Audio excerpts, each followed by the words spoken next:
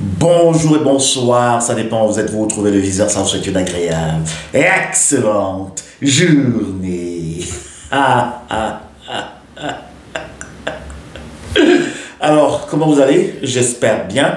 Moi, de mon côté, ça va. Aujourd'hui, je me propose de venir vers vous avec une petite vidéo. Et tout d'abord, merci pour les nouveaux abonnés. Ne manquez pas de liker les vidéos, de les commenter et aussi de les partager. Beaucoup m'ont interpellé, enfin que je parle de la succession des familles de pervers narcissiques, les fameuses meurtrières. Vous savez, la famille pervers narcissique, c'est une famille dysfonctionnelle, comme vous le savez déjà également, qui a à sa tête une maman hyène, qui a un mari castré, qui a aussi un enfant roi, avec les moutons noirs et à la fin, nous avons le bouc émissaire, l'hypersensible de cette famille. Et qu'est-ce qui se passe quand l'enfant roi, qui était déjà destiné à prendre les rênes de cette famille, décède? Qui va le remplacer? Ou qui va la remplacer si c'est une femme? Alors, il faudrait d'abord savoir que le parent pervers narcissique dominant est un allié solide de l'enfant roi. Donc, il travaille de mèche pour zombifier le parent dominé, pas dominant, dominé, castré, et en même temps pour zombifier et manipuler les frères et les sœurs, les moutons noirs, afin que ceux-ci aillent combattre le bouc émissaire. J'espère que vous comprenez un peu la dynamique de cette famille, qui est une famille très vorace, une famille de carnivores, une famille vraiment de nécrophiles. Alors, maintenant l'enfant roi est décédé, alors le parent pervers narcissique dominant se sent seul. Il regarde parmi les moutons noirs et il n'en voit personne. Parce que, vous savez, dans les familles de pervers narcissiques, les moutons noirs sont juste comme des figurants. Ce sont juste des rabatteurs, des hyènes qui rabattent toujours l'hypersensible vers l'enfant roi et vers les parents pervers narcissiques. Donc maintenant, il n'y a plus cet enfant roi. Il faut maintenant choisir qui pour succéder à cette famille. Et sachant déjà le rôle des moutons noirs, le parent dominant, alors suivez très bien, le parent dominant ne va jamais choisir un mouton noir, afin de lui succéder, autant pour moi. Le parent pervers narcissique dominant, même après le décès de l'enfant roi, ne va pas choisir un mouton noir. Mais il va se tourner vers qui? Il va se tourner vers l'hypersensible, le bouc émissaire.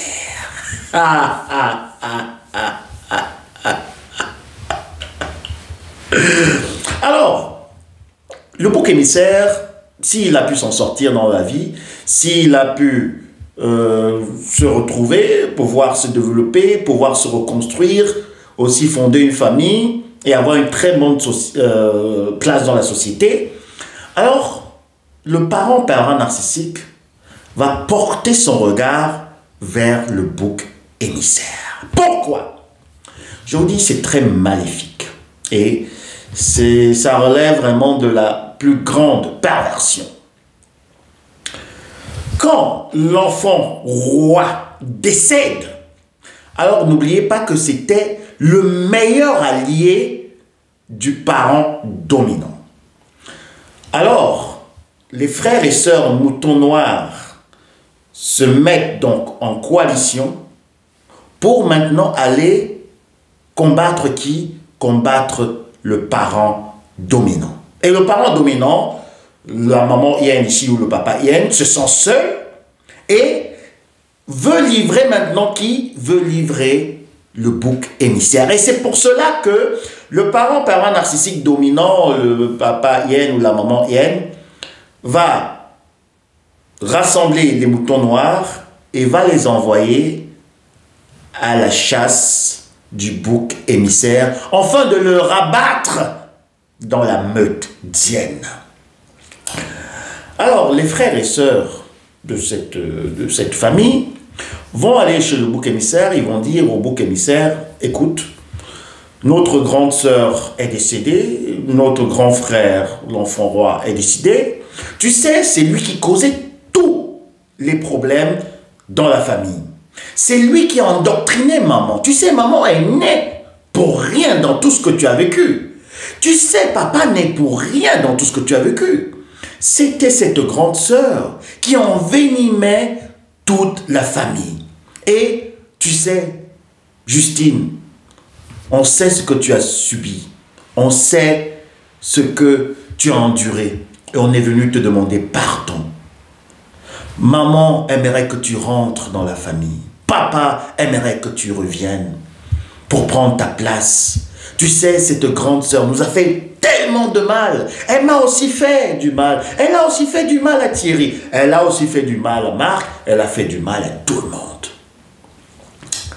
Alors, le bouc émissaire se dit, ah, c'est intéressant.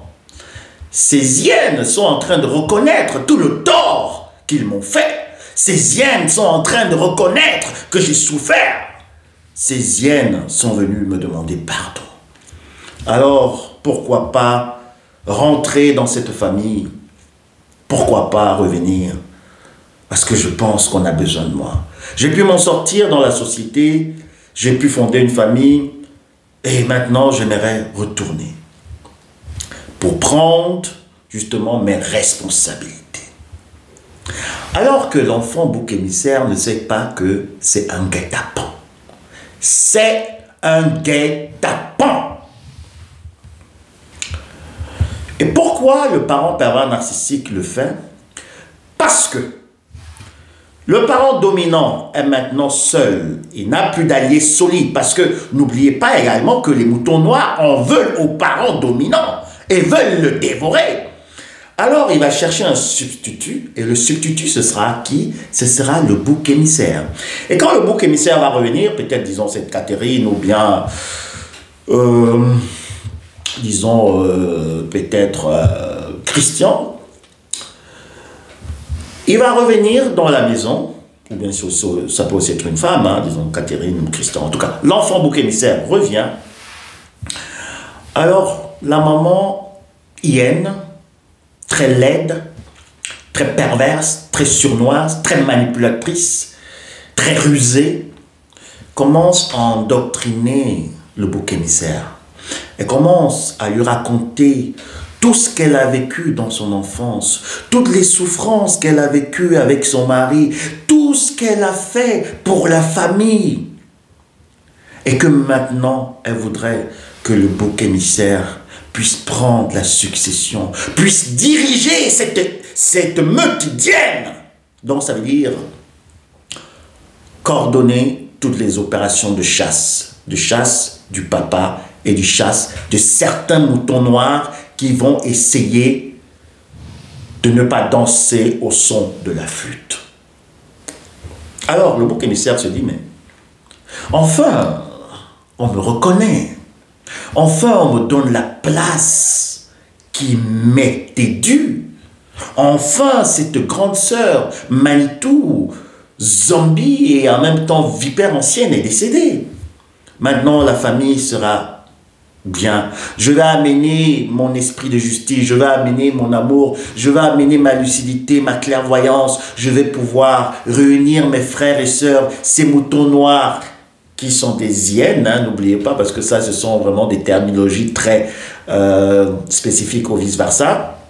Donc, dans leur rôle, ce sont des moutons noirs, mais dans leur nature, ce sont des hyènes, il faut bien comprendre.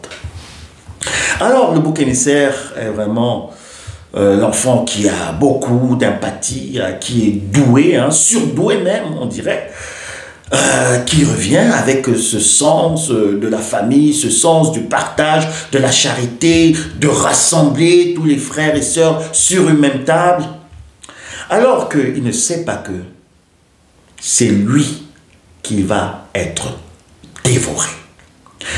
Le parent pervers narcissique dominant, maman hyène ou papa hyène, sachant que toutes les autres hyènes, les moutons noirs hyènes, c'est très spécial, mais je pense que vous allez comprendre si vous avez vécu dans ce genre de famille ou bien si vous vivez ce genre de situation. Sachant justement que ces enfants attendent juste le petit bon moment pour la dévorer, va maintenant jouer encore un double jeu dans la triangulation et enfin de livrer le bouc émissaire à la vindicte populaire. Il y aura des décisions qui seront prises dans les grandes familles de parents narcissiques. Ça peut être des achats de terrain, ça peut être un héritage, ça peut être voilà, beaucoup de choses à partager, des décisions qu'il faut prendre, même peut-être aussi seulement pour les funérailles de la grande sœur, hein, la grande sœur hyène, là, qui est plus féroce, qui était plus féroce que la maman hyène même. Donc ça peut aussi être juste par rapport à cet événement. Alors la maman va jouer un double jeu. Elle va pousser le bouc émissaire à prendre des décisions qui sont contraires à ce que les moutons noirs veulent, pour juste attiser leur haine. Bon, vraiment encore plus attiser leur haine, je ne sais pas s'il y a un autre mot, envers le bouc émissaire. N'oubliez pas que le bouc émissaire avait déjà subi toutes les atrocités, toutes les intrigues, les railleries et la méchanceté des moutons noirs. N'oubliez pas que les moutons noirs détestent le bouc émissaire à vie. Mais seulement dans ce jeu de dupes, dans cette meute d'hyènes, c'est la ruse et c'est l'intrigue. C'est celui qui est plus fin, plus subtil, qui va toujours emporter la grosse part de viande. Parce que, n'oubliez pas, ce sont quand même des hyènes. Alors, il y aura des décisions qui vont être prises. Et cela va aller à l'encontre des moutons noirs qui vont encore plus se révolter contre le bouc émissaire. Et la maman va encore aller chez les moutons noirs. Elle va dire peut-être à Patrick, peut-être à Julien, peut-être à Nadine, peut-être à Christine.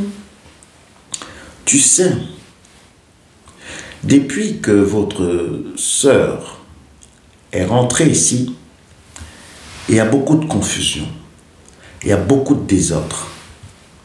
Est-ce que tu sais ce que votre sœur m'a dit? Est-ce que tu sais ce que votre frère m'a dit?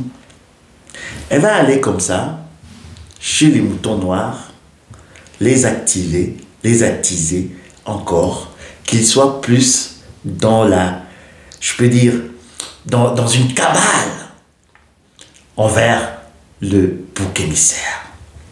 Mais tu sais, ne dis cela à personne. Je n'ai même pas dit à tes frères et sœurs. Donc elle fait le tour chez les moutons noirs. J'espère que vous comprenez. Ne dis à personne. Et pendant ce temps, le bouc émissaire est là, il pense que ça va, il pense qu'il a un allié solide, la maman hyène.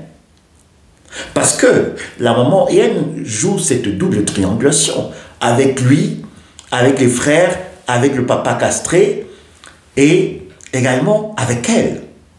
Donc elle va d'un côté dire au bouc émissaire, non, tu fais du bon boulot, tu sais, tes frères ils sont très méchants et tout. Elle va chez les frères, elle dit, mais vous savez, tout ce qui est en train de se passer maintenant, c'est à cause de cette fille, votre frère qui est revenu dans la meute et qui est en train de s'aimer la zizanie.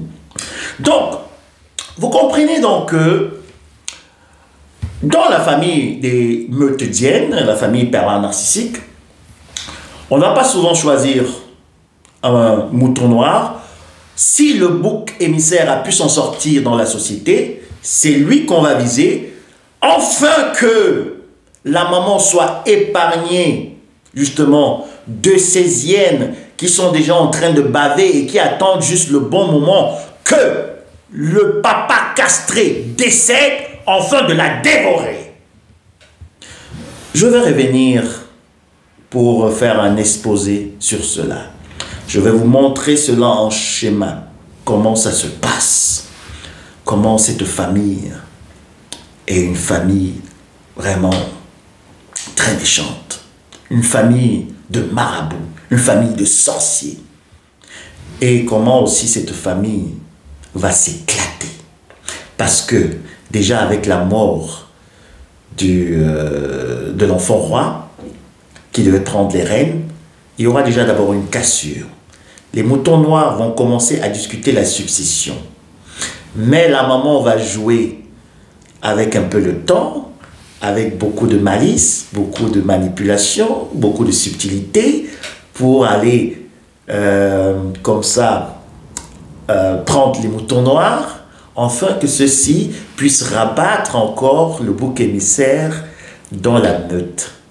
Et ceci, afin qu'elle ne souffre pas de toutes les menaces de ses propres enfants, les hyènes, qui attendent juste le bon moment pour la bouffer. Elle va exposer comme ça le bouc émissaire, et si le bouc émissaire ne fait pas attention dans cette famille, s'il revient et qu'il prend les rênes d'une manière même superficielle, parce que c'est pas vraiment lui qui a les rênes, parce que la maman est toujours en train de le manipuler. Vous comprenez?